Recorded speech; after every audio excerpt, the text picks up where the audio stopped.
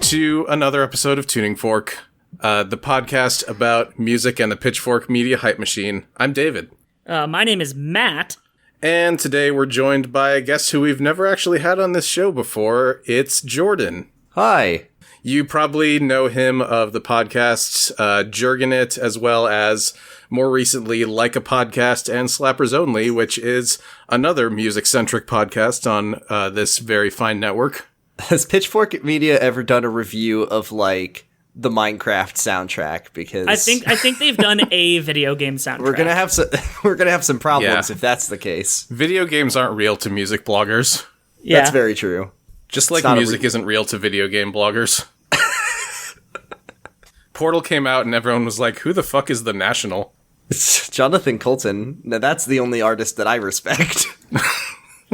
Yeah, me too. I do like the tunes of Jonathan Coulton. He does some good songs. He has some good songs. He got a couple of albums produced by John Flansburgh. Oh, Indeed. yeah. I really do find the mentality of I can only listen to music about my nerd shit to be a very funny mentality that I definitely had at some point in my life. For about 2 or 3 years, that was me. In middle school, all I listened to was, like, video game songs, Halo, and Flight of the Conchords, so that was... I know the Halo thing is definitely the case for Matt. Yeah, I had my triangular MP3 player with only the Halo 2 soundtrack on it. I mentioned this on Slappers Only. That's all that could fit on there. That's all you need. Yeah. But we're not actually talking about video games today, even though we are all gamers. Today we're actually talking about one of Jordan's favorite bands ever. Oh, did you want me to say who it was? Yeah. Oh, it's Fleet Foxes. Fleet Foxes. Fleet Foxes. These foxes are moving too fast, and I have to ask you, what do those foxes say? They were saying that they were following the eye was following the eye was following the eye. I do love that classic internet song. Yeah. So Fleet Foxes, a band started in the mid-aughts, I think put out their first EP in 2006.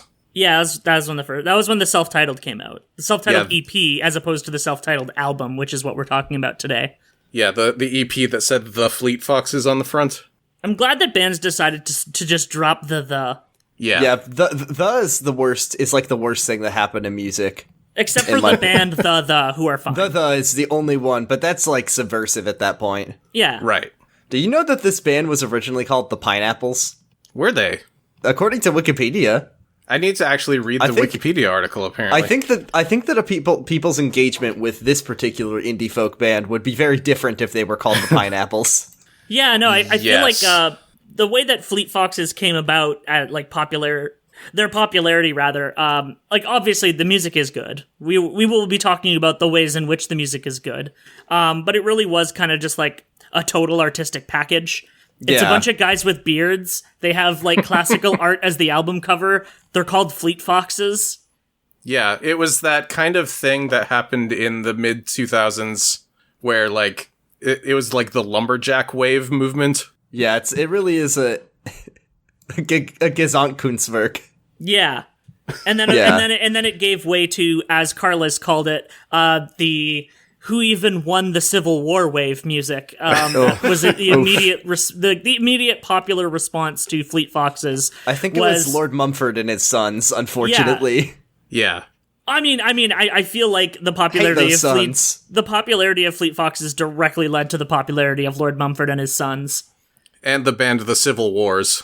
This is completely off topic and unrelated. I just accidentally clicked over to blazeball.com and there's a big squid on the screen, and I'm just going to close that so I'm not thinking about it for the rest of the episode, but oops. That's probably a good thing to do, yeah. It's probably great. It's like the Mario Kart item that just puts the blooper on your screen and sprays you with ink. The blooper is just interrupted my podcast energy. Yeah.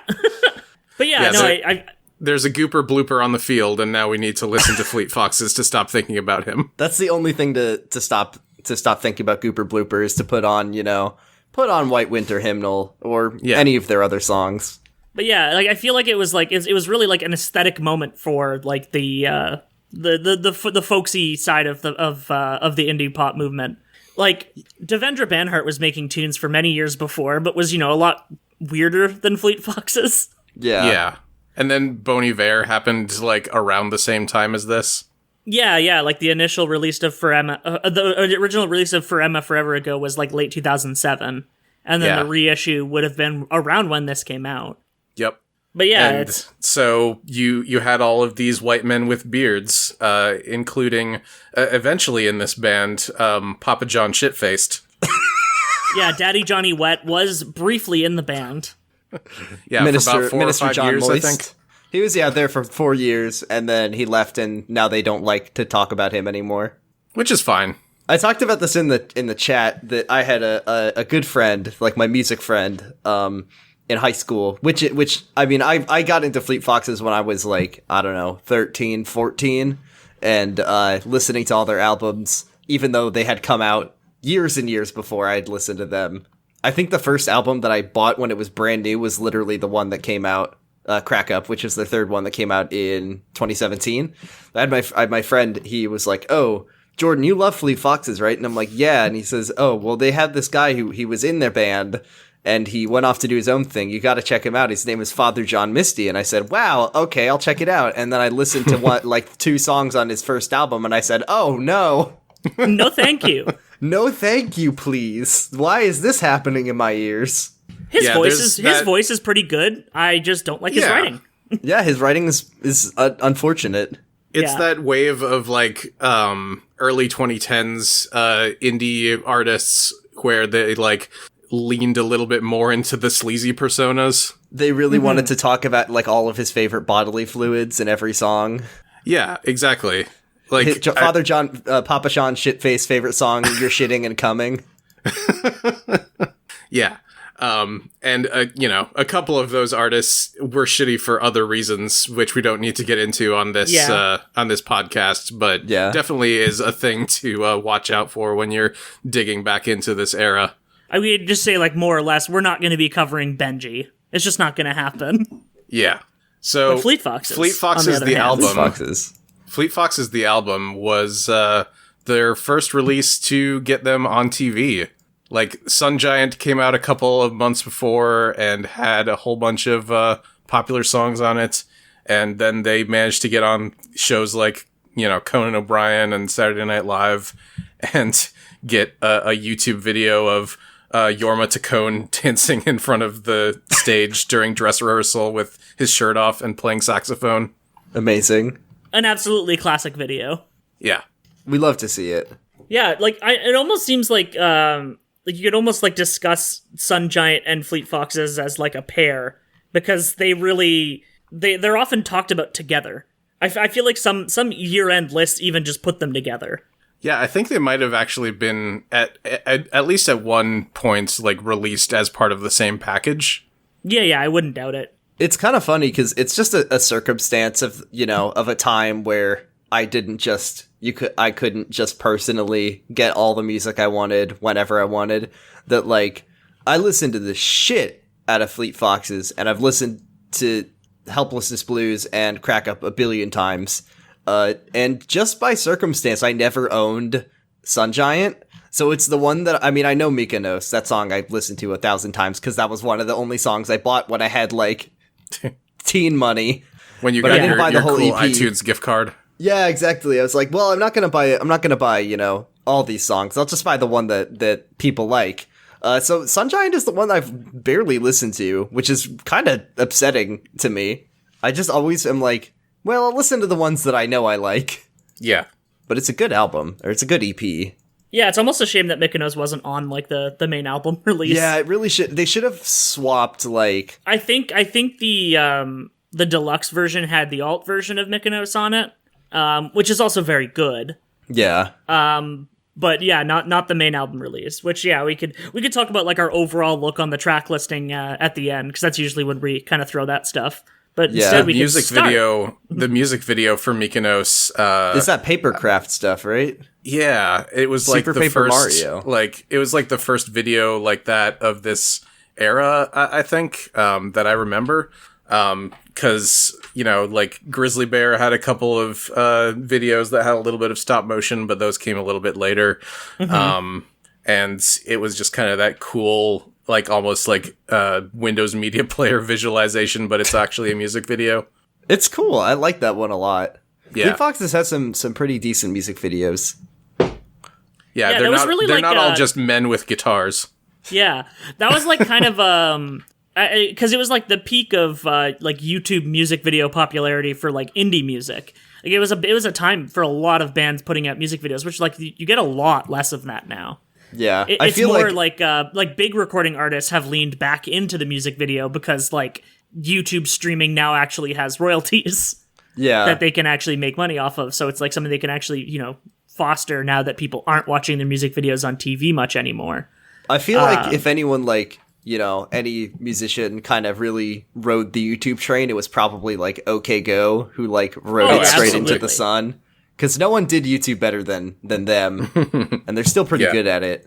Yeah, we could cover OK Go on this show for one of their extremely low rated albums, of which they have 2 on Pitchfork.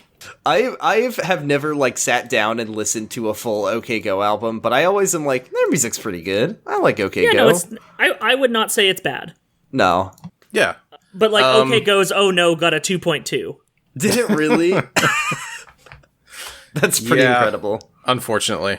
That's I hate to hear it. The self-titled got a 2.6, and then they haven't actually reviewed any of their albums since. Seems like someone at Pitchfork just is not a fan of these 4 quirky men. I mean, that's basically it. Yeah. They saw the video of them driving with like the stick out the window, hitting all the pianos, and they were like, "We cannot let this stand. We will not be reviewing this, good sir." I love the time the Fleet Foxes did that with a horse. All right, shall we start with? We should probably actually mention the review. It got a 9.0, which is a really damn good score. The review was by Stephen M. Dusner, and I believe this is our first Deuce. This is our first Deuce. I think He's done all of their albums, right? It's the same guy reviewed every album they've done. Did he? I thought so. I do know that every album that Fleet Foxes has released on Pitchfork got their like best new album award. Yeah. The only thing of theirs that hasn't is the first collection re-release. Yeah. And even then it got an 8.1, so no, yeah, they Crack Ups and Ian Cohen review and Helplessness Blues is a Larry Fitzmaurice. Gotcha. Both of whom we've covered. Yeah. Dusner did Sun Giant also, though. The more podcasts you do, you're just going to get to know these people's inner psyche as you read there's some reviews. of them we just kind of do. Yeah. I do follow Larry and Ian on Twitter as well. Yeah, because they're good writers. Yeah. I liked the review that they wrote for their self-titled. Yeah, it's pretty good. It's very straightforward, I'd say. I like reviews that line up with things I think. I like when I agree with reviews, I guess is my point. And there's things that I've said about Fleet Foxes that I see in that review and I say, I am critic. Yeah, it's a very broad review. It falls into like kind of it's almost like a pitfall of reviews of this type of music, in that it spends a lot of time talking about the things that influence Fleet Foxes without talking about Fleet Foxes directly. Yeah, that's a thing. They're just like, this happens so much with Pitchfork because it's like I need to flex my musical knowledge muscle. I need to show you all the different kinds of genres that I know about. I know about Fleetwood Mac, but maybe my readers do not. I know how to spell the word Appalachian. Yeah, if I say Appalachian folk, I just get 10 cred coins, as I like to call them. Yeah, I wonder how many times reference AM country radio. Which, that really doesn't feel like a reference that lands as well. Yeah, when I read that, I was like, what are you talking about with that one? Are we listening to the same album? Are you listening to something completely different than I... Did you accidentally play, play Kentucky Route Zero instead of listening to the album? Ah, man. And then SoCal Pop, I don't feel like that's so broad. Yeah, the southern part of California has as many people as Canada. They saw into the future where Fleet Foxes had a song called Arroyo Seco, and they said, LA Highway. That must be SoCal Pop. Yeah, Best Coast came out around this time and used reverb, and they were like, yeah, this sounds like Best Coast due to the reverb and such. Yeah, it's just really funny because, the fact is everyone was just using reverb because it was the style at the time. Yeah. This music is so, to me, like, because I grew up, in the Pacific Northwest where Fleet Foxes is from, and to me, this music is just extremely that vibe. So to hear them describe it as SoCal pop is kind of a personal insult to me. That's a large slight. Yeah, just extremely incorrect. Like, no offense taken, I guess is what I'm saying. Yeah, like this music was written for people who live in mansions and have big aviator sunglasses and blonde hair. You gotta hit the beach by putting on Oliver James. Yeah, I would say like the harmonies remind me of some Pacific Northwest pop, like the New Pornographers. It sounds almost hauntingly Canadian in its aesthetic. Don't you try to claim them, Matt. You get out of here. You sit down. Stay in your lane. Stay in your country. Stay in your country. Stay in your country, Matt. The part of the review that I did like is how he kind of, like, Jordan, you were mentioning, it's like it really has like the Pacific Northwest sound, but at the very same time, the geographic references on the album are kind of all over the place, which it kind of gives it like a placelessness, I think is the exact word that he uses, which is like really charming. It is. I think it's part of what makes the album work. It kind of sounds like any local kind of folk band, no matter where you're from. Mm-hmm. That's what I feel. But as a proud Pacific Northwesterner who has lived in Arizona for over half my life at this point, unfortunately, I like to think of it as Pacific Northwestern. Yeah, it tracks. Yeah, it's also just like Robin's vocals are. His accent is almost ambiguous. Yeah. I'm pretty sure that's actually he puts a slight affect on it sometimes. Yeah. He does the thing where, like, some vocalists do where they just like to say words really weirdly because they think it sounds weird. I'm looking at you, cornucopia. There are some words on this album. There's, like, on Quiet Houses when he's saying darkening. Oh, no, yeah, he's not. Those aren't the vowels he's saying. That's not what he's saying. He's saying Darkinang. He's saying Darkinang. Darkinang. Like, fuck you. That's a different word. He leans a little bit hard into the Americana twang. When you look at the geniuses at Genius Lyrics and they clear things up for you and you say, no, that's not what he's saying. He's made a constructed language for this one. He's speaking Hopelandic on this one. I was going to say, he pulled a Sigur Rós on this one. Yeah. Shall we start with Sun It Rises? Red squirrel in the morning, red squirrel in the evening, red squirrel in the morning, I'm coming to take you home. Sun, it will rise soon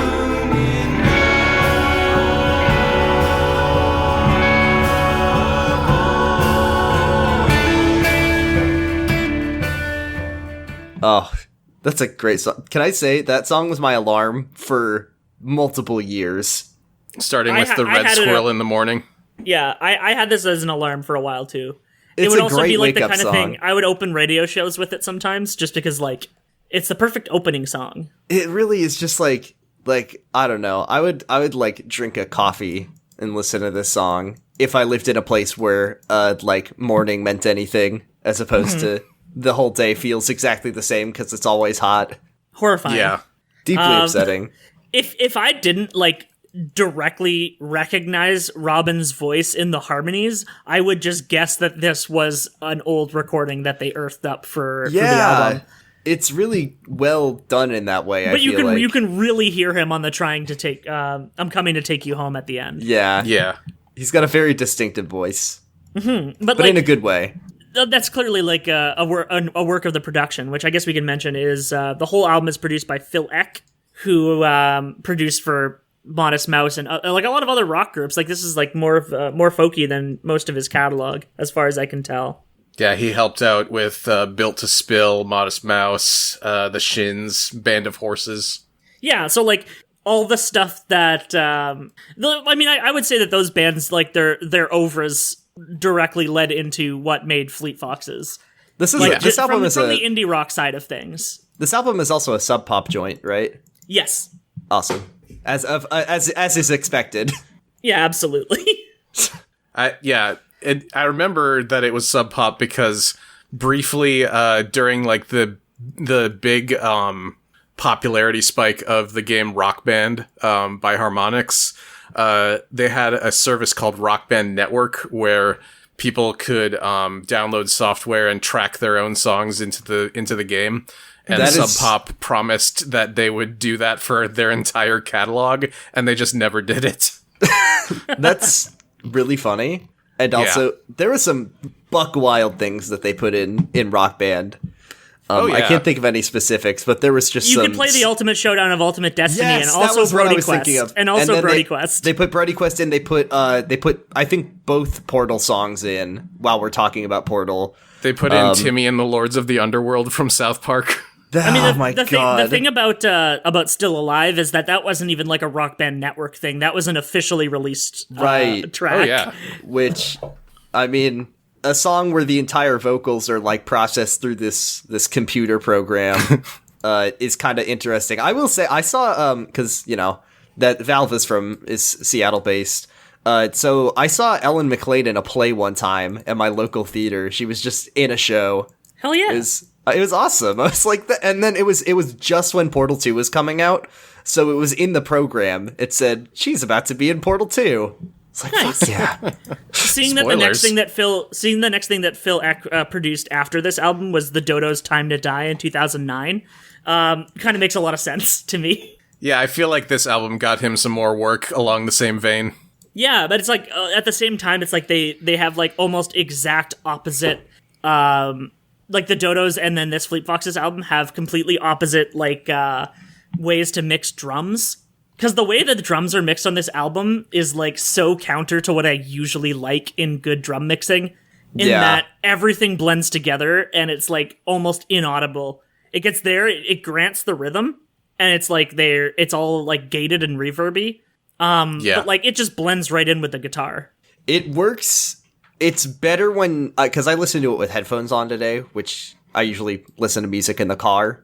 And you can definitely pick out the drums a lot better with headphones, but like, that's not, it shouldn't be necessary. They're one of the things that's still in the center, because that's the other thing that the production of this album does, is that all the guitars are like hard stereo panned. Which is a choice. It is some songs in this album are like so much worse than others in that, well, whatever the word you want to say for how you feel about where the guitars are.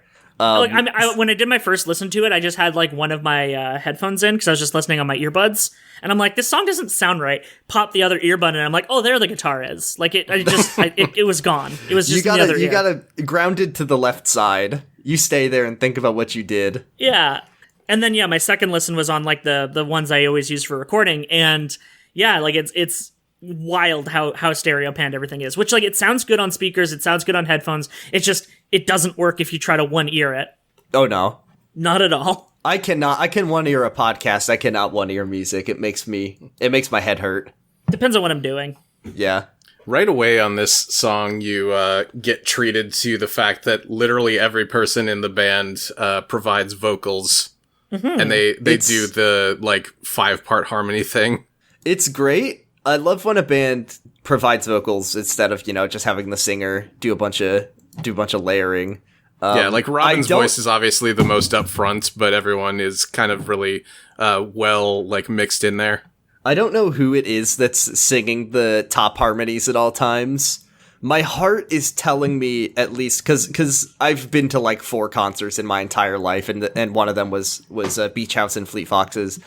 My heart is telling me that when I saw them live, it was whoever was on the drums in their lineup was the one singing the like high falsetto, which is kind of incredible to me. Honestly, anyone who plays drums and sings is braver than any troop. It's as a person who plays the drums or has played the drums for a while, it is so fucking hard to sing and play drums at the same time, and also the idea of like getting your vocals in while you're playing. Yeah, sounds you have to impossible. have a crazy amount of breath control for that. Yeah, and as a person who has sang tenor in choirs, I can say that singing high up like that is also extremely hard. And the idea of doing all of that at the same time is just mind-melting. Yeah, like, the drums on the album are good. I would just say that they're pretty much, like, very rhythmic and very serviceable. So at least it's not something like seeing like Lightning Bolt or No Age play, where like they're going absolutely apeshit on the drums while singing. It's got big indie But to rock be fair, drum disease. they are also singing a lot better than those guys. Yeah, Dean it's the Spunch thing is where many things, but a great singer is not one of them. No, absolutely not.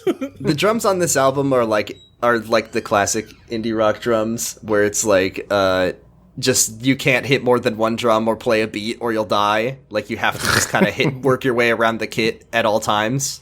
Yeah, lots and lots of bass drum with tons and tons of reverb on it. Toms and just kind of doing whatever. The thing about the drums on this album is like, you can really, really hear the toms and the bass drum like a lot of the time, but I think that's mostly just because the way that it's mixed makes the snares just blend into the mix.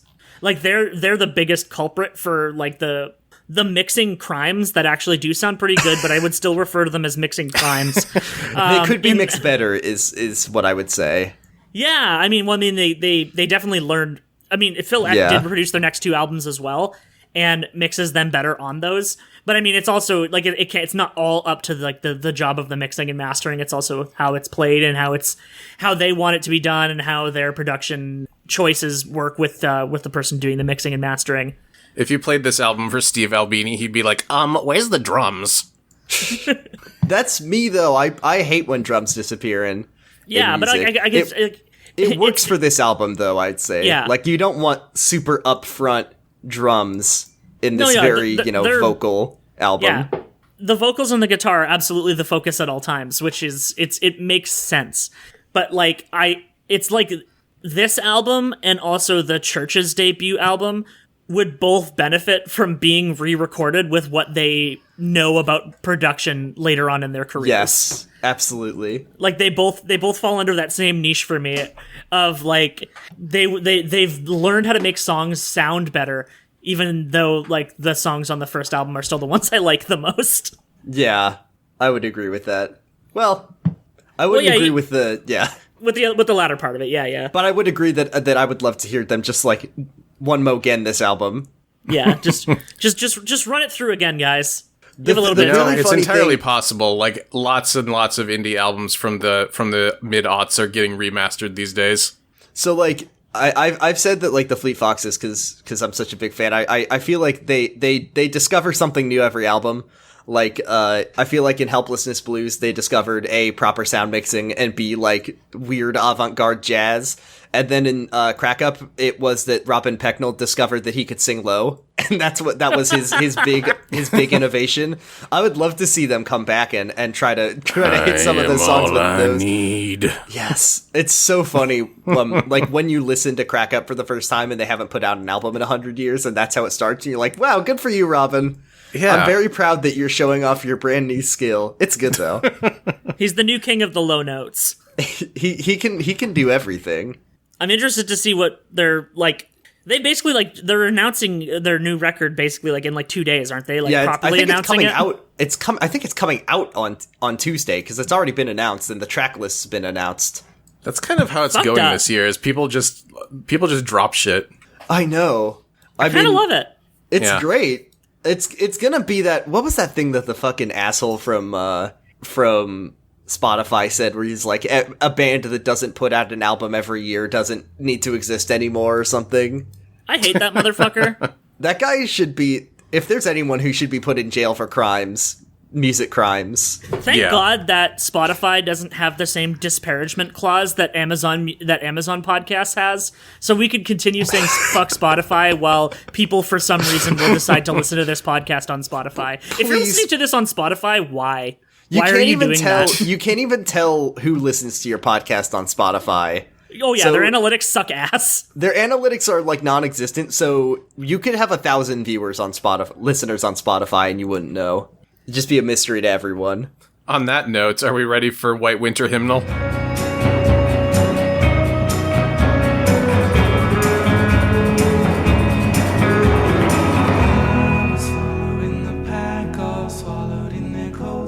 Scarves of red tied round their throats to keep their little heads from falling in the snow. And I turn round and there you go, and Michael, you would fall and turn the white Oh, it's the popular yes. one. Yeah.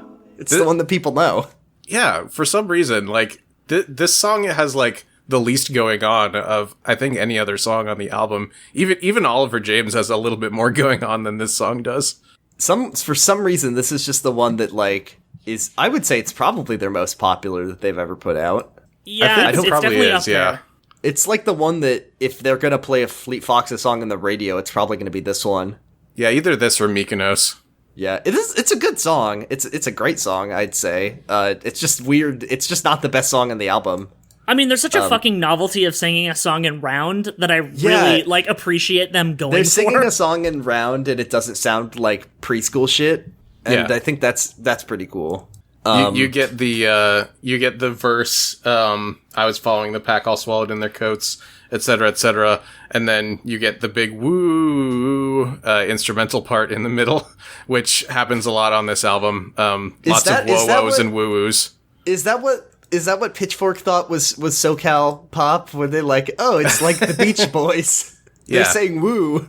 Oh my god, is that literally what it was? Is that what SoCal pop means? Is just the Beach Boys? Because I'm gonna be so fucking mad if that's literally what they meant, and they didn't want to just say the Beach Boys. I think I might have even been a little less offended if they had just said that it sounded kind of like the Beach Boys because it had harmonies and stuff. But and you're saying they toured together? What? Beach Boys and Fleet Foxes? No. Wait, no, I said Beach House, not Beach Boys. What? I thought you said Beach Boys, and that would be such a fucking good show. It would. Yeah. Isn't the guy from the Beach Boys like a huge Republican, though? I mean, one of the guys is. He's not one of the good ones. He's worst the one who tours by himself and says he's the Beach Boys. Oh, very cool. No, I saw them, my forbidden secret older brother who doesn't podcast with me, for my birthday, just got, like, they were just, like, general admission or, like, first come, first serve tickets to see Beach House and Fleet Foxes at the Hollywood Bowl, which I happen to live 6 hours away from. And the only good thing about living in Arizona, I guess, he just got lucky and ordered them very quickly, so we were in, like, the front 2 rows. And the best part about that, it was amazing, but the best part was that there was this person in front of us who, after Beach House finished their set, and it was a very good set, but after Beach House finished, they were just like, alright, we're leaving. Alright. We don't want to see Fleet Foxes. I was like, wait, what? I feel like the only time I'll do that at a concert is if I'm at a festival and I want to, like, beat the car rush getting out of there. Yeah, it was like they were playing an entire, like, 2-hour long set or something. Yeah. It wasn't 2 hours. It was a long set. And they were just like, yeah, no, I was just here for Beach House. I was just here to see the Beach Boys. God. I'm really loving this one bit on the Genius.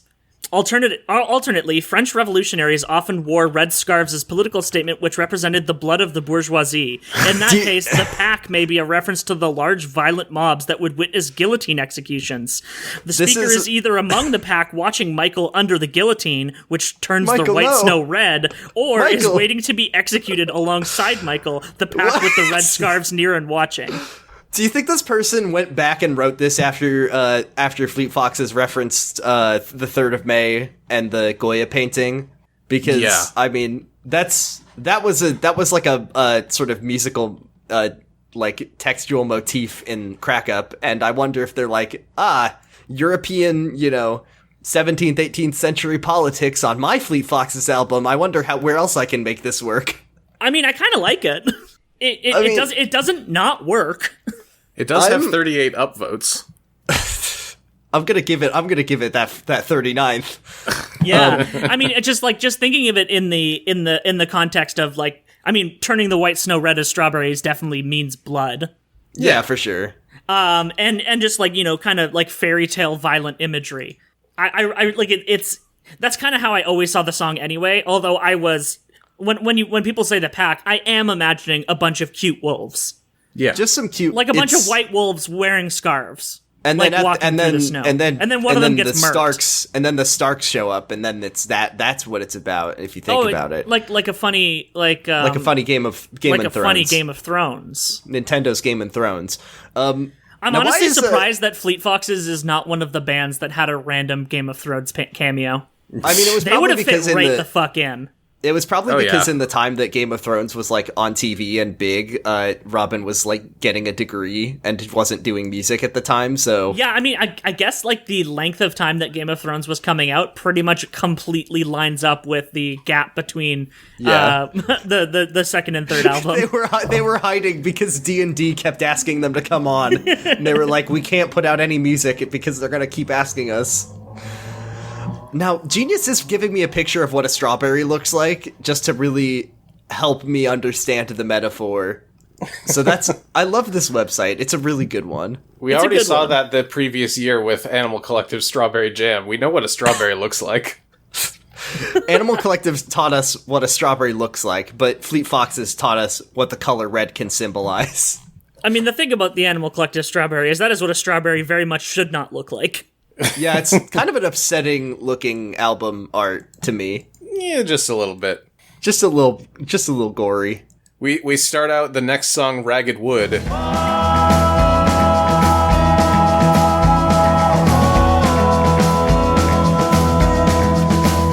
Come down from the mountain, you have been gone too long.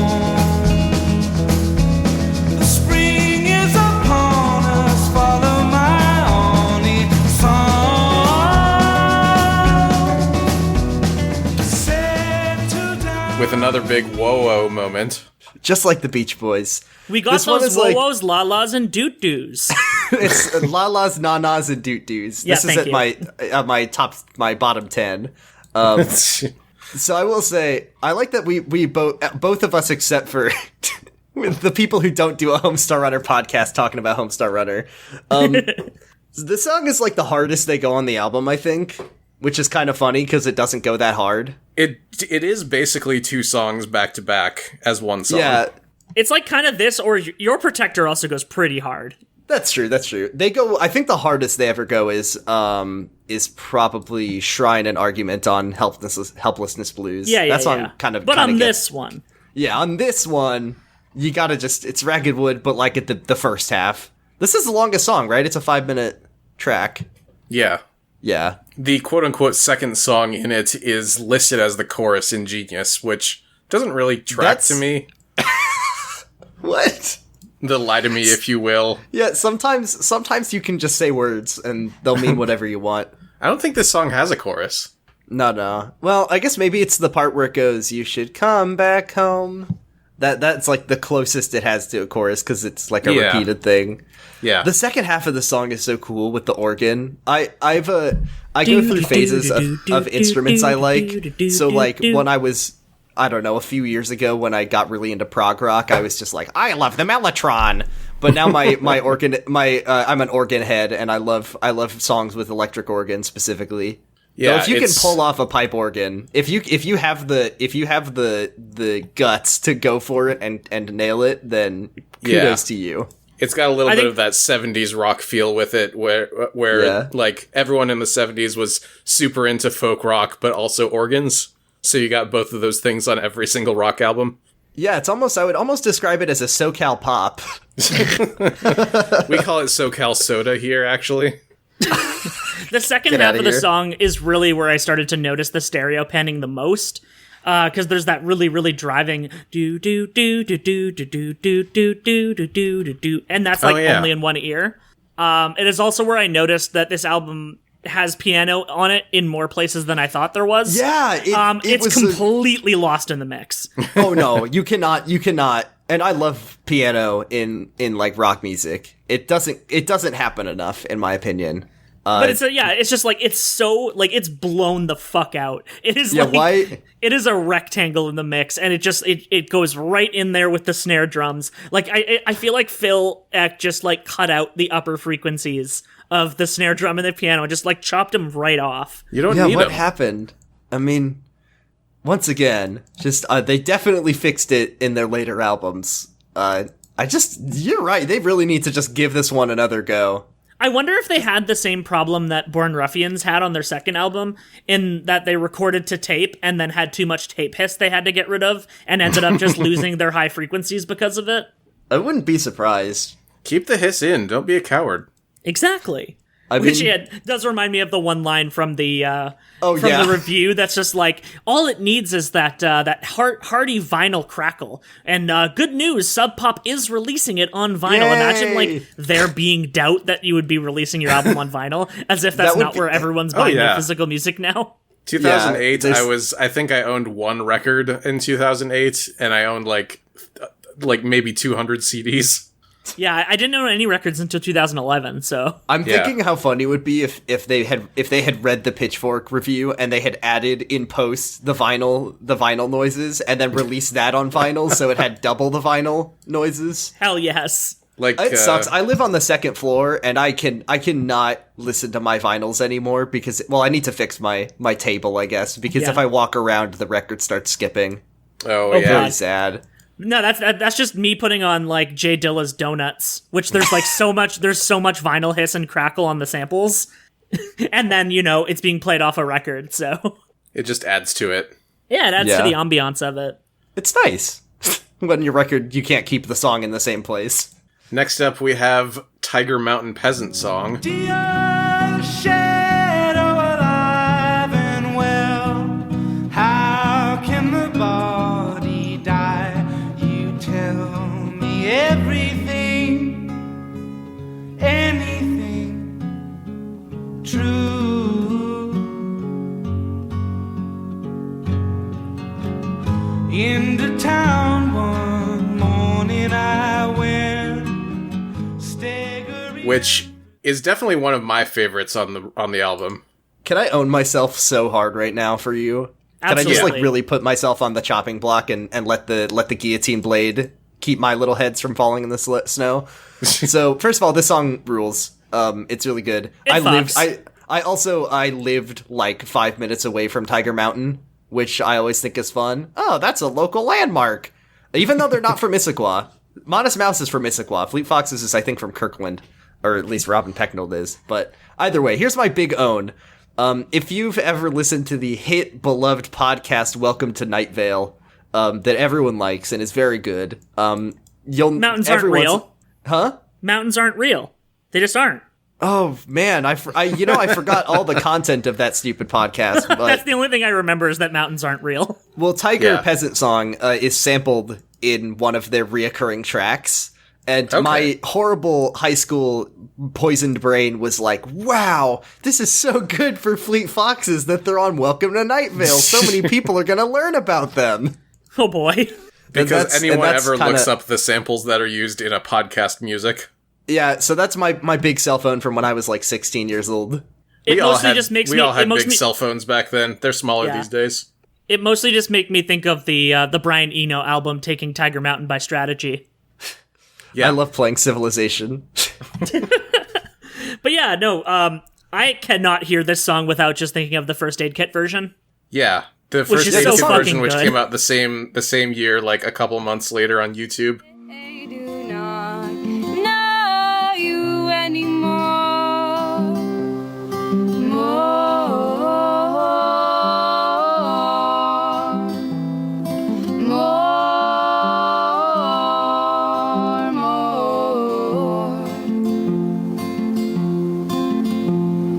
Dear shadow alive and well, how can the body die? Yep. Which created their career. Do you know I think they were on a talk show, I think, because I remember seeing them on a talk show and they mentioned them doing this song. I think it's something that like was like part of their initial push is like, hey, look at this song Fleet Foxes cover they did. Like their initial EP, which was released on Rabid Records, which is Karen from the Knife's record label. Oh yeah. They put out a second version of it that had the cover as an extra track. Like that's how hard they were using it to push their American releases. Yeah. So like this is I call this a Robin song because it's just Robin Pecknold and a guitar and that's it. And there's like two other ones on this album for the most part. This is the necessary one. Yeah, I know. Like I know we talk about track list at the end, but this is the one that I keep, and then we can save the others for something else, basically, because this is the good one or the best one. At the end, if you turn up the volume, you can hear Scott Spillane going, "Holy shit!" But like the thing that gets me is like it's like the one track that could use harmonies that he doesn't have. And that's what the First Aid Kit version did. They just look, it's the song without harmonies, and we put some on for you.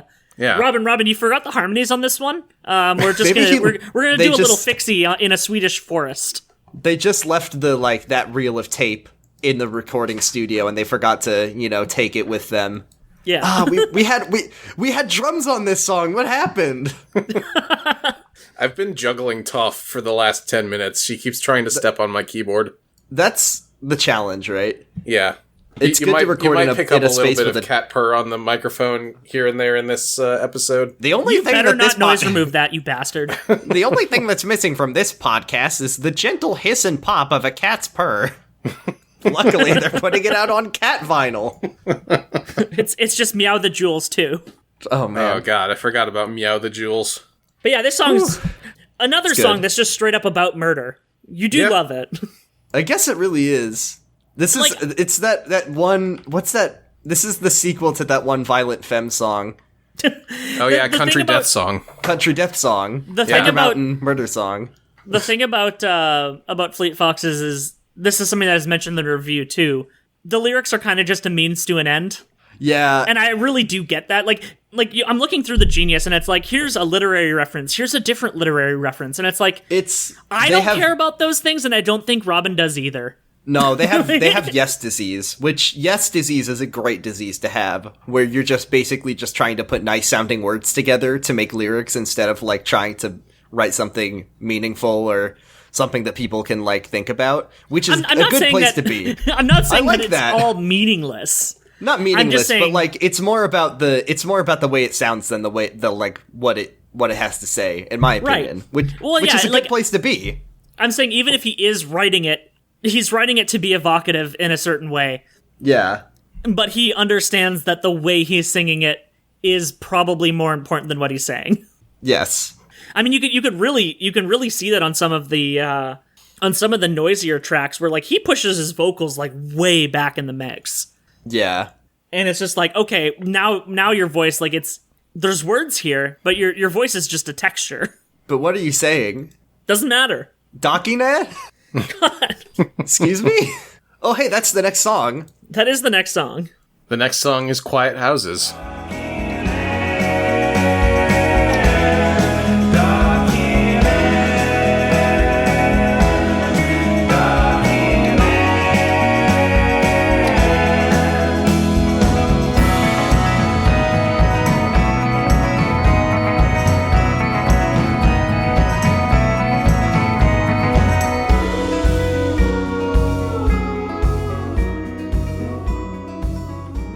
This song is called Quiet Houses, but the song itself is not quiet if you think about it. It's just a little I do like this one. It's analysis. Very simple, but I like it. Yeah, it's good. And this is another one that the lyrics are 2 lines. This is the one with Darky Nang. This is the one with Darky Nang. You could really this is one where you could just say the lyrics clearly don't matter here. No. Just some not. sounds for voices to make. Like Tiger Mountain Peasant Song, it's telling a short story. That's basically what's happening there. This one, it's all evocative. Especially because he refuses to pronounce words like a normal human fucking person. Sometimes when you are a musician, a vocalist, you just need to say words in ways that no one has ever considered saying them before. That's called the Anthony Kiedis effect. And it's a fact. And, I'm not saying that that's what Robin Pecknold is like. Robin Pecknold is literally Anthony Kiedis. No! I think that's really weird. Alderaan. I was wondering what that lyric meant. It's I feel like the main reason why he pronounces darkening so weird is because he wanted to put emphasis on the second syllable, and putting emphasis on the sound Ken isn't really good. It's just not going to sound good. I just wonder if there was another word they could have used. Yeah, probably. I always thought the lyrics were before I had the Genius brain. I always thought it was "Don't give in, don't give in." That's what I always sounded like to me when I listened to it in high school when I had brain. I don't think I listened to it brainworm. enough times to really even think about what the words were. Yeah, I think I this guess is I one never of those. considered that it was just him saying a word wrong. Yeah, I feel like I learned most of Fleet Foxes. I would basically just sing along phonemes. Yeah, that's what I'm I not always. actually That's the learning great way any to of the do it. words. I kind of wish that like oral tradition still existed, so that in like 100 years, every song that exists now it just has a completely different set of lyrics. It's Yeah, like that'd be it's like perfect. how you hear the German version of 99 Luftballons more often than the English version. So people just know to sing along with the German better than the English, even if they don't actually speak German. I wish they had done that with some Kraftwerk songs, because there's some really good. There's some Kraftwerk songs that are just so much more fun when they're in German, in my opinion. Yeah, absolutely. Ich bin der Musikant with Taschenrechner in der Hand. Beep boop. Bong. Yes. Oh, I was gonna say, did Pitchfork ever do a review of Kraftwerk, and then I realized why that makes no sense. I mean, think they they did did reissue. do, They did reissue. They did reviews. reissue, yeah. Yeah, I they guess may so. have done Tour de France. That may have come out more recent enough. Well, yeah, that came out in 2005. So Yeah. That's so weird that they put out an album in 2000. They put out an album the same year that Half-Life 2 came out.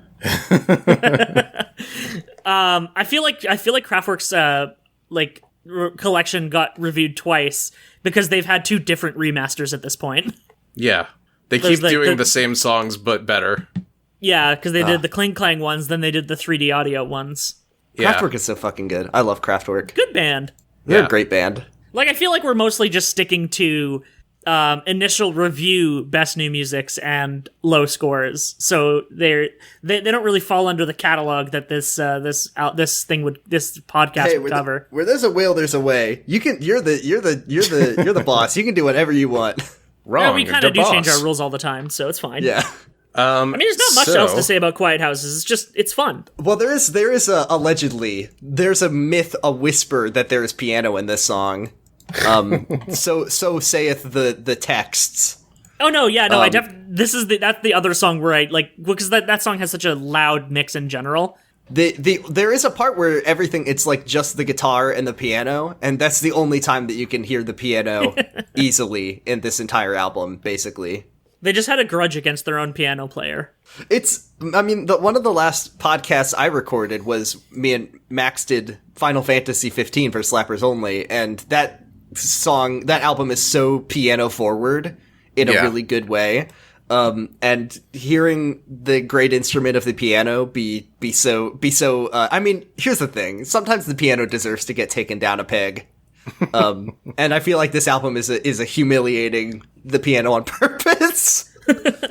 And yet Casey Westcott, who is their keyboard player, has been with the band since 2006. They figured out there was a trial run, this album, and they said, we'll let you like really get some good songs in on the next two albums. Yeah.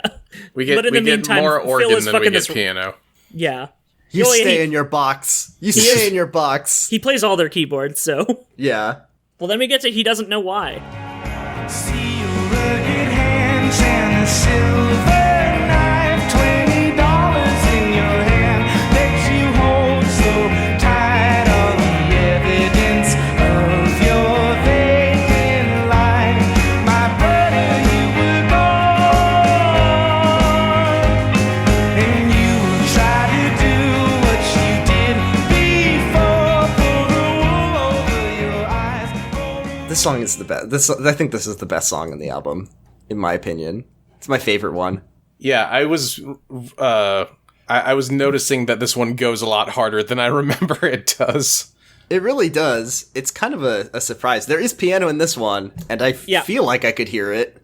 Oh yeah. Yeah, for sure. It's kind of just, it's one of those pianos that's really just kind of walking up and down with the vocal. Yeah. Which is like, it's a perfectly serviceable use of a piano. I really like the latter half of the song. Oh yeah. The part where he goes, "There's nothing I can do." People fucking belt that one when you see them in concert, and you can just hear everyone's voices straining.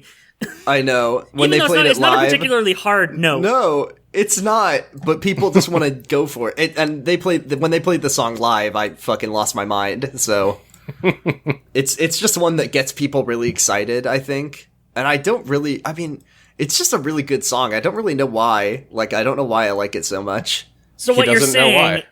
I don't know why. Exactly, he doesn't know why. But yeah, like, it's very folksy and, just, a song about a long-lost brother and Vagrant.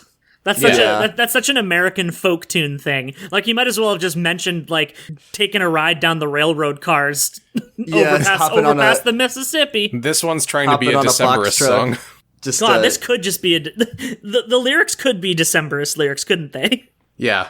I'm literally imagining it in Colin Malloy's voice, but I can't do a serviceable Colin Malloy impression, unfortunately. One of my favorite tricks, my favorite treats of this song is how it ends. It has that cool like diegetic audio of like, I don't exactly know what's happening. Yeah, just like and there's a person playing piano, and it's this really cool piano line until you realize that literally all they're doing is just playing the black keys. So you too can play the end of He Doesn't Know Why. I promise you, I can do it, and I can't play piano. Is this the ultimate humiliation? Is that they said the only time that you can really front and center hear the piano is the pianist or the keyboard player just playing the black keys? He might as well just be playing chopsticks. Yeah, playing. How much would it hurt this album if that's how this song ended? I don't think it would. I think that'd be fine. Do you think it would? Do you think it would make it work? That piano is clearly just like that. It literally sounds like it's being recorded on like just like a regular studio mic, like not like a placed vocal mic or anything. Like that's literally just the one that they're using for the monitors. And it literally just sounds like someone just decided to fuck around on the piano after the song was done. Yeah, I think at the end you could hear the like lid being closed or something. Right, and then you could hear the "It's recording, we're going." Yep, that's what they're saying. Yeah. Which, yeah, very, very Robert Schneider saying "holy shit" at the end of "O Comely" vibes on that one. Yeah. Holy shit. I do like when bands just kind of splice a little bit of studio banter into the album here and there. I mean, studio banter is great. It's functionally just like podcast cold opens. That's why I thought it was really funny. At the end of Heard Them Stirring, where they just talk about like Jeff Bezos getting circumcised or something. Why don't they talk about that? That's going to be on their next album. They're going to have a whole song about it. When we decide to get on Amazon, we'll put that in. That'll be the cold open of the entire podcast. I mean, the thing is, and we talked about this on Juergen It, is you don't know that Jeff Bezos doesn't want us talking about circumcising him.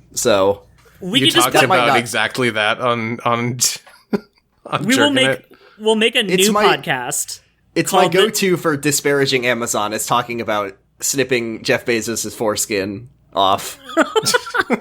I mean, we'll just make a new podcast called the Jeff Bezos Circumcision Show, and it'll be the only noise space podcast that we put on Amazon.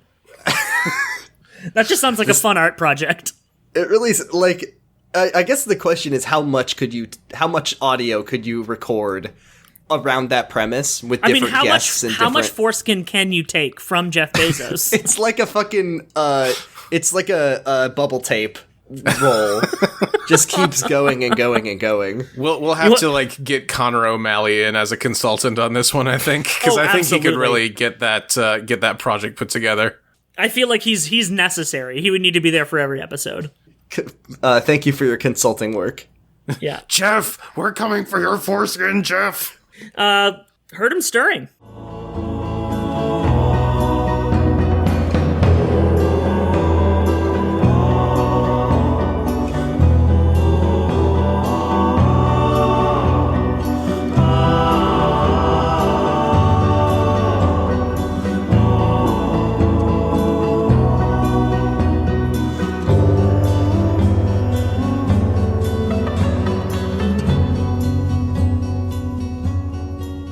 This one has the best lyrics on the album.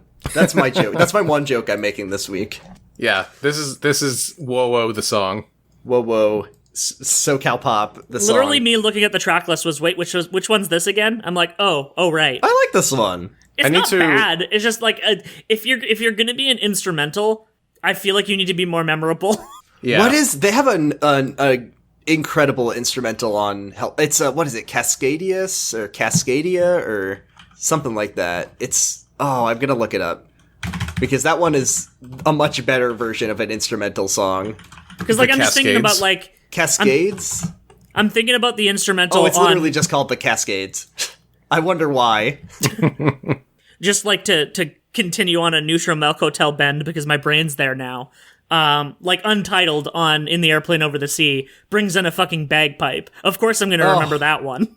That one is incredible. And and also it doesn't talk about Anne Frank in it, so exactly. That's a big bonus. Big bonus of that one. By not having any lyrics. I should just go into the Genius page for this one and replace where it says non-lyrical vocals with just O-O, like O-W-O. What if you actually transcribe all the O's? I've seen it before on lyrics websites with this song. I think we just need to get those in there. Yeah, I think Genius. They don't think that's genius when you then that. We'll put one annotation on it and we'll say it's Robin Pecknold telling us all his blood type. It's Robin Pecknold telling us that he's noticed your bulge. All right, fuck this. We're moving on to the next song. Oh, what's this? I heard it stirring. Fuck you. Next is Your Protector. Protector's coming home. As you lay to die beside me, baby, on the morning that you came, would you wait for me? The other one wait for me. This one is where they discovered what a flute is. Oh yeah, I do hear a little bit of flute in this one. What is that? What instrument is that at the beginning? It's a flute, right? Yeah, I think it's flute. It's some kind of woodwind, and and it's harmonized too. Both the review and the Genius page mention a flute, so I assume it is a flute. It's the only one with a flute. Yeah, that intro with just the vocals and flute is very, very good. It is extremely good. Genius claims that a flute half submerged in the mix adds lurking menace to Fleet Fox's most intense jam, Your Protector. To say that it's half submerged in the mix when it's literally what starts the song is really funny to me. That's also, what's there. That is a direct quote from the review on the Genius page. Amazing. It's right from the Pitchfork review. That very inaudible guitar riff that plays at the beginning of Pink Floyd's Money really adds to the song if you think about it. And do I hear a cash register? You know, it really makes you think about what the song might be about. It makes you think a lot. This one's very good. It also does have organ in it, but you know, you couldn't tell if you weren't wearing headphones, I guess. This one kind of goes. The chorus does really go. It takes off like immediately. You run with the devil. Yeah. If you think about it. That one has to also be another big live show one. I think it is. Oh yeah. It's fun to sing. It is fun to sing. It's not even my favorite album or song. Like, it's not even, I wouldn't even say it's in my top 3, but I think it's one of those songs that's just fun to hear live, I guess. Yeah, I never got to see Fleet Foxes live. I went to go see a whole bunch of other, indie folk bands, but never got around to seeing Fleet Foxes. Yeah, unfortunately, the year I saw them at Pitchfork was the year you went to Jiznepland. Yeah, 2011. They have a guy on Fleet Foxes who joined in 2010 who was, I think he was in some post-hardcore band called, I think it's called Blood Brothers. Yeah, we were talking about this earlier. Yeah, he plays so many instruments. He plays, upright bass, he plays guitar, he plays saxophone, he plays banjo, he plays, so many things. I think he might play violin, too. And he just is very fun to watch. If you know the crazy horn nonsense that happens at the end of the Shrine and Argument, that's the guy who plays it. I don't know if he plays it on that album, though. What I'm trying to say is that he probably plays the flute when they play the song live. Yeah, a band will generally have, a dedicated, woodwind or brass person. They had, when I saw them live, they had a, kind of like TMBG, they brought in horn players from outside for a couple songs. And it was extremely good. Oh yeah, those guys are literally called the Other Thing Brass Band. they're yeah, they're like a known group of people that are considered They Might Be Giants collaborators at this point. And then they have the one guy that they always have when they just want the one horn player around. Yeah, yeah. Kurt Ram. Kurt Ram. The chorus on this song is the most you hear the drums on the whole album. Oh yeah, they're That's right very there. They are fucking going. They have a good drummer. Like, he's a good drummer. He plays it. He's Yeah, just good like- at what he does. They actually allow it into the mix here. Yeah. And that's why I imagine why they talk about how hard this song goes, is that it is the song in which the drums are the most audible in general. Like it's really tom heavy and really bass drum heavy. And it's really, like, it's almost like they're kind of going for like a war chant vibe with it. That's what I'm saying with this, that the indie rock drum disease, where it's just like, it's Civil War core. It Really really is Civil War core. And then and of course, like Phil Eck producing the Dodos the very next year. It's super tom heavy, That is heavy. a fucking drum band. Yeah. It's not about like playing just a straight beat. You're just trying to like do something weird. Get a little nutty with it, if you will. Yeah. But like I could see this video having like I think this song was a single, but I don't know what the video was like if it had one. But I can imagine them just having like a fucking like samurai aesthetic for it, just for the sake of it. Yeah. Because that's kind of like that does seem like where the flute is going and where the drums are going. I guess so, yeah. Like a samurai movie or a wuxia film. Oh yeah. Like just like a vague Asian aesthetic. Yeah. The song Which, was in you pay $30 and this is the beginning of Disney's Mulan. Yeah, exactly. Yeah, they didn't ask the Chinese people to actually, contribute anything, but they asked Fleet Foxes, and they were Fleet like, Foxes yeah, sure. soundtrack. It's like when Phil Collins did Tarzan, they just had Fleet Foxes, or Daft Punk did Tron. Yeah. They just reached out to Fleet Foxes to do Mulan for some reason, and also, even more confusingly, they agreed. Unfortunate. I can't believe Robin Pecknold is now canceled. I can't believe that we've canceled Robin Pecknold by making something up about him. Yeah. And we still have 3 songs left. No! Robin Pecknold associated with known problematic person Father John Misty. Yeah, he was in a band with him for 4 years, and then after he left, he had nothing nice to say about him, but I think we should just cancel him to be safe. Yeah. Just to get ahead of it. Isn't it funny how Robin is a bird and peck is a thing birds do, and then the next song is also about birds? That is almost too correct, and I think that it's on purpose. That's perfect, actually. What if every song on this album was subtly bird-themed? Yeah. But yeah, next song is Meadowlarks. Don't believe a word that I haven't heard. Little children laughing at the boys and girls. The meadowlarks singing to you each and every day. The This one's fine. It's fine. It's one of the unnecessary Robin songs that I think they could have done something else with. Yeah, and it's very like I'm. This is the one where like you're looking through the lyrics. I'm like, oh, this is a literary reference. This one's also a literary reference, and I'm like, okay, What's it a reference to? I don't fucking know. He says cornucopia in it, which is a word that I'm like simultaneously surprised doesn't show up in a lot more music, but also I'm kind of glad that they mostly confine the concept of cornucopias to this one song. I mean, if Just you 'cause- told me that the album cover for the Fleet Foxes self-titled was a cornucopia, you could convincingly Mandela affect me just by the color palette. Wait. By like the color palette of the cover. What are you talking about? You could convince me that No, there's it one is. there. What are you talking about? Yeah, it is the cornucopia. Yeah. Yeah. Grizzly Bear's Horn of Plenty is the same album as Fleet Fox's Fleet Foxes. Yeah, they're the same. They're the same. The chorus is My Hummingbird Sing to Me, and it's followed by a bridge that's just humming, so I Humming. think that was pretty clever. Do you think this means anything? I like it. Yeah. I love hummed harmonies also. A very cool sound. Yeah, Humming I is thought hard. it was- Humming is hard to make sound good on a microphone. Yeah, That's true. The yeah, trick is, I learned this from choir, is you open your mouth while you hum, Yeah, exactly. and then it resonates better. It doesn't all come out your nose. Yeah. Yeah, there's not a whole lot about Not this much to song say in about general, Meadowlarks. but the Genius annotation, I think, also pulls directly from the Pitchfork review, where it says Robin Pecknold's lyrics at times sound like merely a delivery system for harmonies. He said, I can't harmonize if I'm not singing anything. Fact. That's how it works. It is true.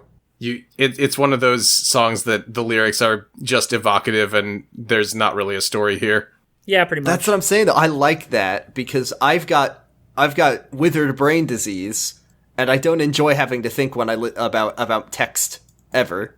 That's why I'm not an English major. If I wanted to analyze a bunch of words on a page, I would be a nerd and read Shakespeare like a chump. Jordan hates Billy Joel. I don't want to hear about any scenes from an hate Billy Italian Joel. restaurant. What does Billy Joel even think he's doing here? All Get I out of here, want, Billy. all I want is food from an Italian restaurant. Am I right? I'm hungry right now. Where's my spaghetti, Billy? I'm sorry. I'm too busy at my show at Madison Square Garden that's canceled this year. This is that Justin McElroy joke where he thought that Jimmy Buffett was going to be cooking the food at Margaritaville for him. You know, Jimmy probably would at this point if Justin asked nicely enough. Jimmy would probably do anything for them, which is really confusing because he's Jimmy Buffett. Right. He's so much more need famous. He doesn't need to be beholden to these podcast nerds. Yeah. Yeah, Jimmy, can I get your Paradise Cheeseburger, please? I think you need to find a popular musician for your podcast to befriend. I think so. There's definitely probably some musician that Pitchfork reviewed who is like addicted to the onlines as much. Like we might even be able, if we ask nicely enough, to like get Will Wiesenfeld on the show. If Yeah, you find maybe. one that Pitchfork was really mean to and then said really nice things about their album instead, you could probably become friends with one of them. Yeah, let's do a Baths Try to album become and friends get with back to one of this. try to become friends with someone from OK Go. That would probably work. I could probably get Andrew WK on the show. Yeah. I interviewed him once by just like unsolicited asking in his DMs, so Sometimes it's that easy. Yeah. sometimes that's all it takes. Sometimes they're just bored and they want something to do. Yeah, sometimes you mistakenly think a person has better things to do than be on a podcast, and then you're wrong. Nobody has anything better to do. It's quarantine, It's baby. 2020, yeah. Yeah. Then we get to our last slapper on the album. Oh yeah. Hey, I have to get my lawyers involved with this, Matt. My existent lawyers for stealing my IP. It is a slapper, though. Yeah, no, I will agree. It kind of goes. It goes. Blue Ridge Mountains.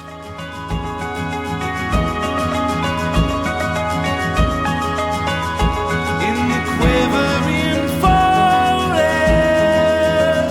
where the shivering dog rests, our good grandfather built a wooden nest, and the river got frozen. This is another thing that where they describe the album as very placeless, where they're talking about the Blue Ridge Mountains in Tennessee. Is that where the Blue Ridge Mountains are? only reason I Because know that where would the be- Blue Ridge Mountains are. It would be so funny if that's not where they were. Like on purpose. There's No, it looks like they... No, it says right here, Blue Ridge Mountains, Georgia, but I think that Georgia and Tennessee are probably the same. yeah, they're the Oh same yeah, state. it says they go into Tennessee. It's the biggest mountain range in the specifically country. say over near Tennessee and not over in That's Tennessee. true. It's impossible to say.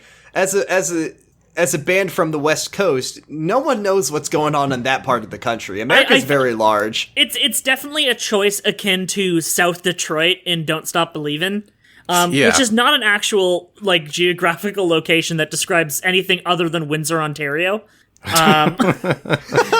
But it sounds better in the song, and that's why he sings it. There's a CCR song where they say it was down in Louisiana, just about a mile from Texarkana, which is physically impossible because Texarkana is like 100 miles away from Louisiana. It's just it's that good old nonsense. It's that the you four love. states that border Springfield. Yeah. Oh yeah, The only ones I remember are Maine and Kentucky. yeah. I'm amazed that we remember the same ones. Then was that from the Simpsons movie? That is Or from the was- Simpsons movie. Oh yeah, it was. Yeah, I saw that movie with my like 85-year-old great grandma, and she did not enjoy it. It was a family outing. What did We she all think went. about Bart's penis? She she did say she hated the movie, but she did like that it was very subversive that they showed the 10-year-old's Pepsi. They showed his did Pepsi show his Max. Beppis. His Bengus. There was a part where it was hidden behind a fry, which was... It's How do you even do that? This is the other song besides Mykonos that was played on Saturday Night Live and had the shirtless dancing by Jorma Taccone. So yeah, this song's just like to his brother. It's pretty straightforward lyrically. Does he have a They brother? do like talking about brothers on this album. It's something that's a great theme is brothers. I know this because I have some brothers. I, much like you, have two brothers. I'm just a simple Southern person with a brother Or two. or two. I'm just a simple Southern boy who comes from the Blue Ridge Mountains over near Tennessee. I think the song would be much more effective if he had replaced brother with Kyodai, because it means so much more than just a brother, if you think about it. Yeah. I would have to think about that. This song is being sung by Edward Elric. The mention of the connecting flight kind of threw me off the first time I was listening to this album, because like the aesthetic trappings of the album are so not modern at any point Yeah. prior to that. Yeah, I think It it's is like weird when they it's like the they throw single that in piece there. of like modern tech mentioned in the whole thing, Yeah. and the only thing that like places it somewhere in the last century, as opposed to like That the is interesting. 1600s in the woods. Did they have a song about like Facebook on the next album, you think? Well, I there is that song that is about buying all your favorite products off Amazon. My new novelty Twitter account, What If Fleet Foxes self-titled, come out today. Holy shit. I just realized something, which is on Helpless's Blues, they have there's a lyric about petting a dog, like ruffled the fur of the collie neath the table, so you can pet the dog in Helplessness Blues. Fuck yes. We got it. If you really think about it, the real helplessness we have is from our blue websites, Twitter and Facebook. I would say that the Helplessness Blues is in reference to the Democratic Party, is what I would my sort of take on it. Just a couple skewed views here today on Tuning Fork. Just getting a little bit political. I'm very sorry, everybody. Yeah, sorry to get political on the music podcast. As we know, there is no politics in music whatsoever. No. No, especially not in the Facebook comments on Rage Against the Machine's page. I've been told that Born in the USA is just about where you were, what the place that you were from. Yeah. Yeah. Bruce I love Springsteen, that song. famously apolitical. The apolitical Bruce Springsteen, American Skin is about makeup. Is something that a lot of people don't know. Yeah. It says, I guess his brother's name is Sean because the interlude says, but Sean, don't get careless. But Sean Pecknold. don't get careless. I really like the way he sings those lines. And like That's they, a really they drop great- out all the yeah. instruments for it before coming really back in for the chorus. It's like it's a really it's a good use of the instrument dropout, which is always like Yeah. a trope They- that I'm very fond of in tunes. I'm very weak for it. Yeah, when especially for Fleet Foxes where they're so harmony based Yeah. and they just drop the instruments out and it's all the harmonies. It's Yeah, such I'm a real so slut easy. for that. Yeah, it's such an easy thing to do, but it just works so well. And I'm always just like, oh, they did it again. There was a good couple years there where we had indie musicians writing songs for their brothers, the year after this, Brother Sport. Yeah, listen to episode 6 of Tuning Fork. It's a time-honored tradition to write a song for your brother. Yeah. Matt. Yeah, his brother had my name. Yep. I'll write a song about the time my brother deleted my Pokemon Stadium 2 save file. Hey, that's me. My brother. That's weird. Sam wrote a hate song about, and my older brother wrote a hate song about the time I deleted his Metroid Prime's save files twice. What is it with brothers and deleting our save files? Why could we? Younger brothers. It's in the code. Like it's in the younger brother handbook that you have to corrupt It's every like, memory how card. did you even delete that? You just touched the controller. Maybe the song Blue Ridge Mountain is about deleting like an Animal Crossing town or something. Yeah, that's why his brother he hasn't seen his brother in a while because he deleted his brother's Animal Crossing town. He hasn't seen his brother in a while because his brother saved while he was in his town, so now he has the gyroid face and he doesn't recognize him anymore. It's about deleting your brother's save file in SSX Tricky, where he had just gotten to the Blue Ridge Mountain track, which is like a double Black Diamond. Oh. And then he says, terrible am I, child. Terrible is my child brother. Deleting all my save files. I had just unlocked Mr. Game & Watch and Mewtwo. I had just hit down B for 15 minutes straight to unlock the Donkey Kong level. God damn it. It was so I lost all the Smash progress when I was a boy. I did it. I'm the worst person in the world for it. Bringing back a lot of childhood memories here today. It's when you talk about songs with brothers, you just think about the time you lost. They had just unlocked Mr. Game & Watch, and you corrupted the memory card again. Yeah. Love that again. I'll load bearing again on that one. Probably did it, I would guess, maybe 4 times in my life. GameCube memory cards and like PS2 memory cards were notoriously bad. Yeah, they they're were not easy to. It was not a hard thing to corrupt a memory card. Yeah. And also the Xbox hard drive, the original Xbox hard drive was just it the sucked worst. ass. Oh my god. It took a while for them to make a console that didn't suck ass. I would say it took until November of 2020. And you can't even order it now. They're gonna get it this time, I promise. I'm excited I to don't play appreciate you suggesting that the GameCube is not good. The GameCube is the only good console. It's the only one. It's the only one with a fucking handle on it. It's got a handle on it. It's perfectly designed to be put on a shelf. It's not unlike the Wii. It doesn't fall over when you breathe on it or look at it. And it's very well used for melee combat, and also playing Super Smash Bros. Melee on it. And it's got the analog triggers, which is great. Those things are good. The handle makes it a perfect clutch purse for Paris Hilton. Yeah, exactly. Do you guys want to talk about Oliver James? Oliver James washed in the rain. No longer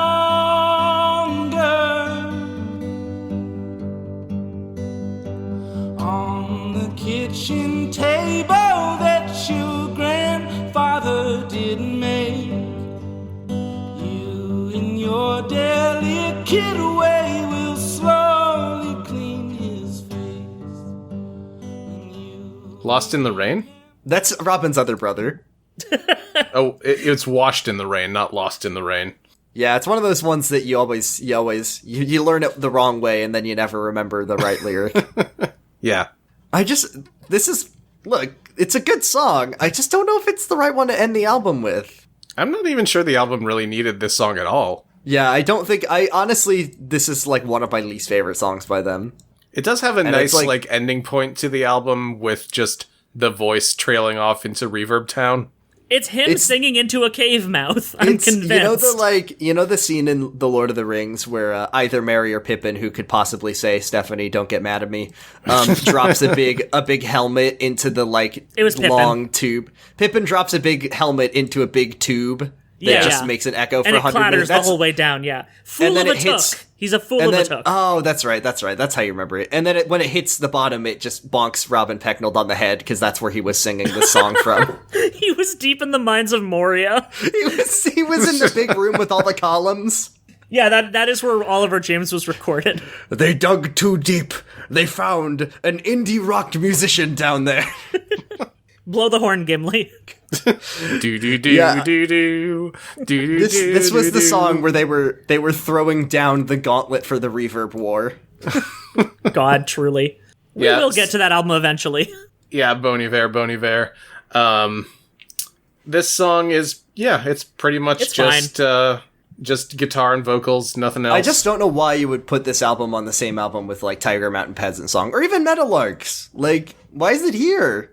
It's just another one of those. Like, the album would be in a slightly different order track-wise if it was like this, but we were saying in the chat earlier, and I still think it's true, he doesn't know why would be the perfect closer. Oh, it's the best way to end this album.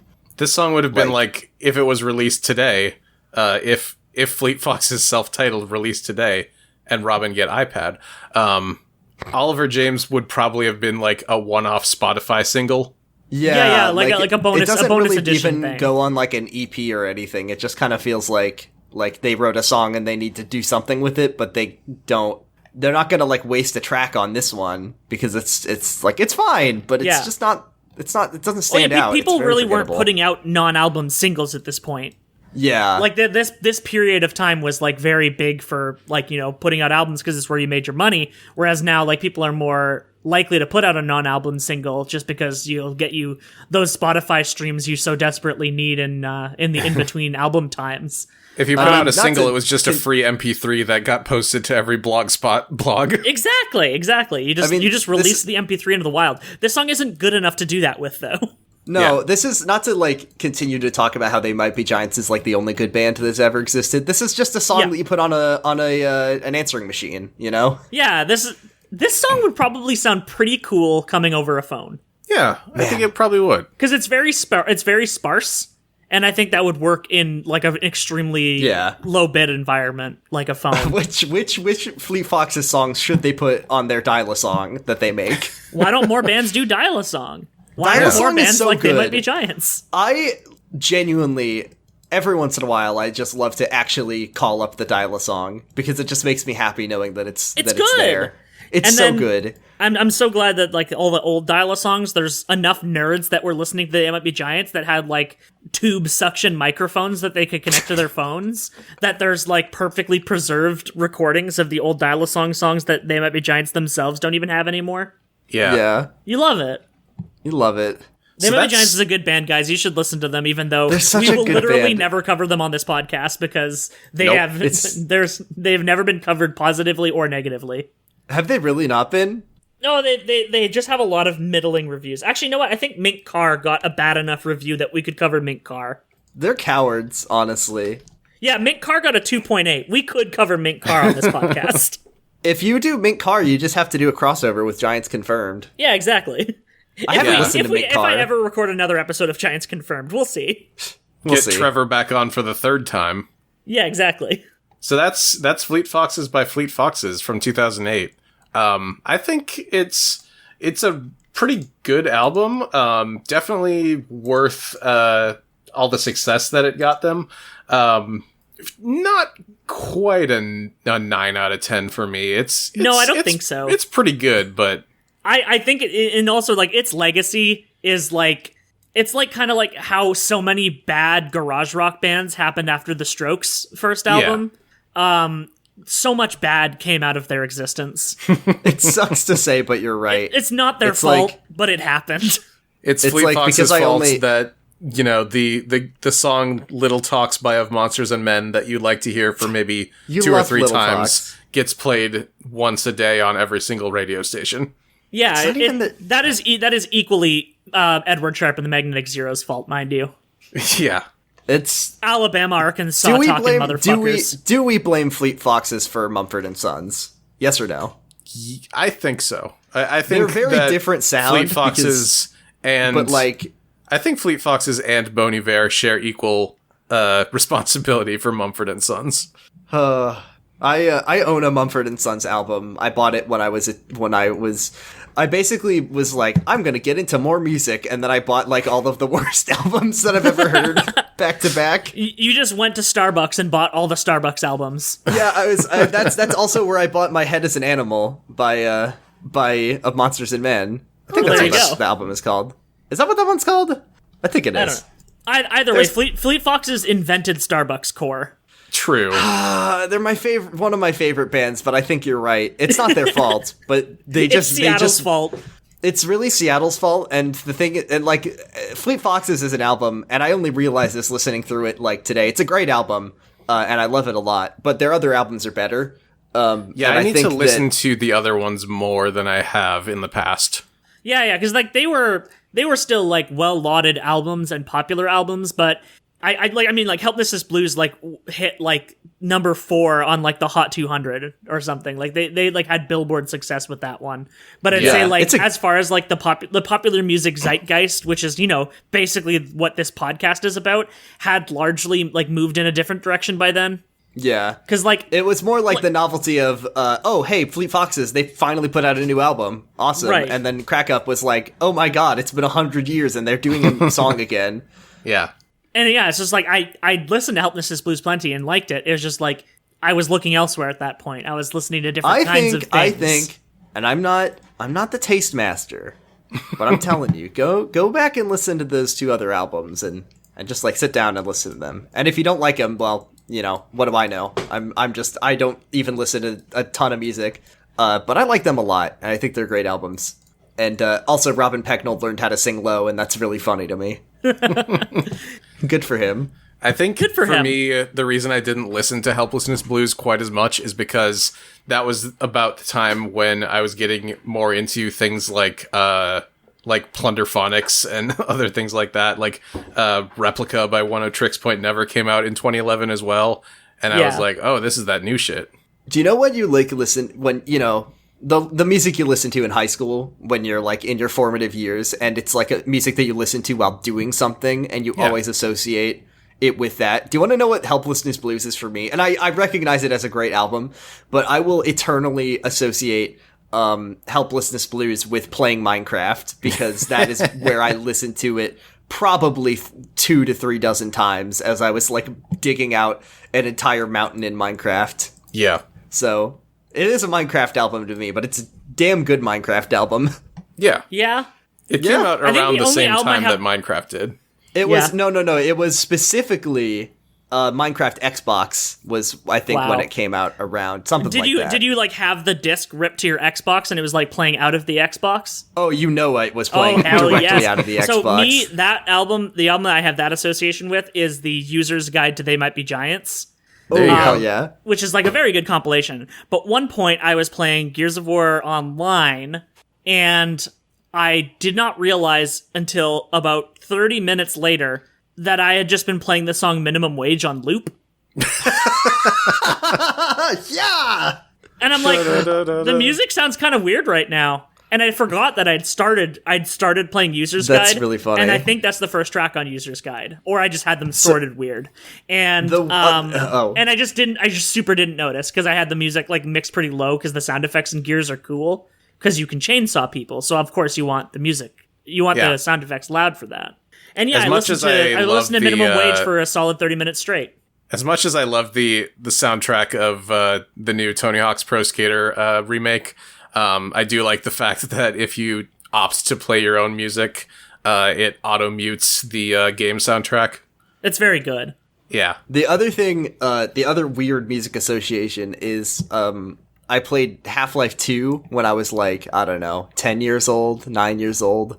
Probably too young to be playing Half-Life 2, but the Ravenholm level obviously scared me really bad. Yeah. So I would put music on to make it less scary, but I was just like what my brothers had on iTunes.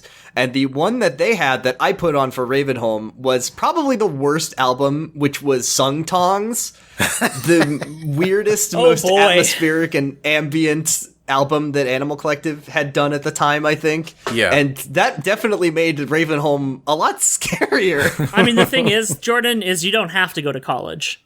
No, I don't. I love that. That is a fucking good album. I love that album. I have it on vinyl. And now songs from that have been used in Crayola ads. Wait, what? What? Yeah, Sweet Road got used in a Crayola commercial like 6 or 7 years ago. That's sad. Don't like that.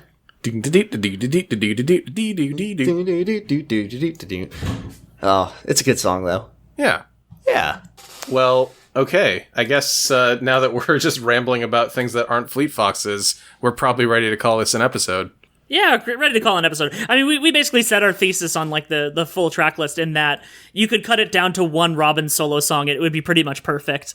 Yeah. Just leave and Tiger then, of course, Mountain like the Peasant mixing song. choices, they got better at mixing. Their mixer got better at mixing them. Yeah. Yeah. And put He listen to Doesn't the Know new Why at albums the and- end and make that the closer, and it's the perfect song. Then it would earn its 9 out of 9 on Pitchfork. Yeah. To me. But yeah, I'd say it's in like the high 7s, low 8s territory. Like, just thinking purely in the terms that Pitchfork reviews albums. Yeah. I would probably rank their albums, to me. I would say Helplessness Blues, Crack Up, then Self-Titled, and then Sun Giant is... I don't listen to it enough. I've listened to it. I don't know. It's hard to rank an EP against an album like that, because there's so much more on an album. So I'll put it in the bin. just to the side. Well, It's not a garbage can, I promise. Jordan, thank you for joining us today.